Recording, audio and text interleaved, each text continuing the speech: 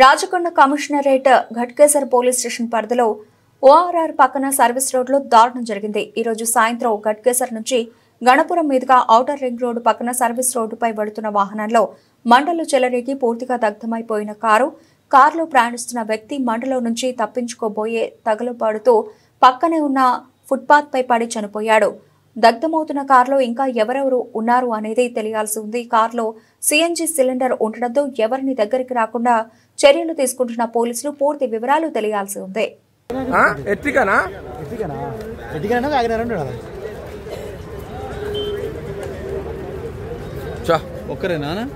ఆయన ఇంకా లోపల ఒక ఆయన బయట పడిపోయింది ఆ మంటకు వీటికు. ఇంకా మంట పెరుగుతుంది రారా నాయన.